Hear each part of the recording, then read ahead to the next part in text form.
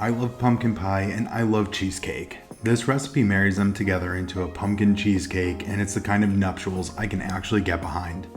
You can make the crust one of two ways, either by purchasing a pre-made cardboard crust at your local grocery store, or making a quick yet delicious homemade crust. Because I didn't feel like looking like a weirdo filming myself buying a pie crust at the store, I've decided we'll make a homemade one. We're going to start with 10 graham crackers, which is super annoying because there are 9 per bag, so you have to open a second bag. Similar to how there's 8 hot dog buns in a pack while hot dogs are sold in packs of 10. Makes no sense. But we'll use this.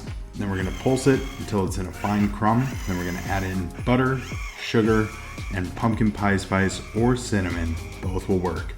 You do not want to add so much butter that it's liquidy, just enough that the crumbs slightly stick together. Then get a 9-inch spring-form pan and wrap the bottom well with foil. You're going to want to go out of your way to get the extra wide foil, not the standard width. You'll see why this is worth it at the end of the video. Transfer the crust mixture into the cake pan, and using a flat bottom surface like a cup, start to press down and out, creating a thin layer and working up the sides of the pan. Get it as even as you can. Then put it in the oven preheated to 350 degrees Fahrenheit or 176 degrees Celsius for 15 minutes, or just until it starts to turn a golden brown, and remove from the oven and let cool. Meanwhile, get started on the filling. Add room temperature cream cheese to the bowl of your mixer, or just into a bowl if you're using a hand mixer, and turn the speed on low. If the cream cheese is not at room temperature, this step will give you a headache, so be sure to pull the cream cheese out hours before you plan to use it. You'll want to stop to scrape down the sides as needed and be mindful not to go above medium-low speed. Low and slow is really the name of the game here. If you turn it up too high, you'll incorporate too much air into the cake, and then it will flatten after cooking. So low and slow is the way to go, otherwise it'll be super depressing. Next, we're going to add in the granulated sugar. We're going to mix that, then crumble in the brown sugar. Add the salt, and then turn it back on low for about a minute or two, stopping to scrape down the sides of the bowl. You want the sugar to be fully dissolved and mixed in, no clumps of sugar or cream cheese.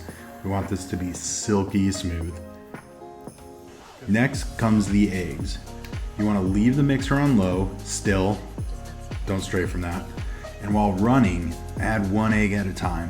To ensure you don't get any eggshells in the filling, it's best to use a small bowl on the side to crack the eggs in. This way you can remove any shell pieces before adding them to the mixture. And as you can see, I got shell in every egg. So I decided to grow 2 new hands that were not quite as fat and let them try cracking the egg, and there was success. No shell. Pro tip, when your own hands don't work, just grow new ones. Easy like that. Again, stop to scrape down the sides of the bowl to make sure everything is incorporated. And then stir your sour cream beforehand to make sure it is smooth before adding it into the bowl. Then we're going to add in the pumpkin puree. When the mixture is running, add the pumpkin pie spice and vanilla bean paste. Vanilla extract will also work, but we're fancy, so we're using the paste. Scrape, scrape, scrape again. And the last ingredient is flour. This is just to help the cheesecake keep its shape after cooking. It's really important to sift the flour to prevent any clumps in the filling. So just tap, tap, taparoo gently here. Scrape down the sides and keep mixing. Then get your crust, which hopefully you didn't forget in the oven while you made the filling, and carefully pour the filling into the crust.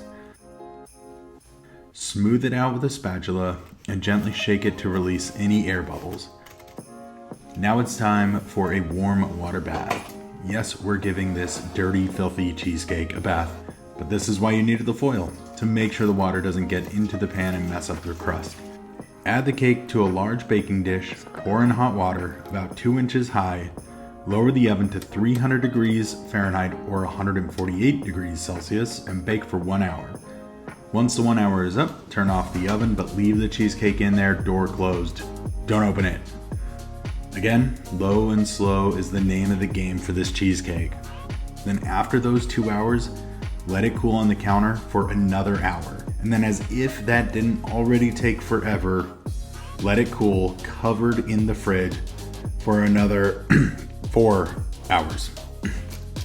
Then and only then is this pumpkin baby ready for you. Use the knife to loosen the edges of the crust and lift away from the outer tray. And you know how in the beginning of this video we said to make sure you get the extra wide foil? Well, here's why. If you don't, water can seep in and make your crust a little soggy. We make mistakes here so you don't have to. So go out of your way, get the wider foil. You're welcome. Slice into the pie. Ooh, that looks good. Add some whipped cream, a dusting of pumpkin pie spice, and have yourself a mouth party. If you liked this video, please give it a thumbs up and subscribe. The recipe is linked below, as well as links to the equipment you will need. We hope you make this pumpkin cheesecake. It's so damn good.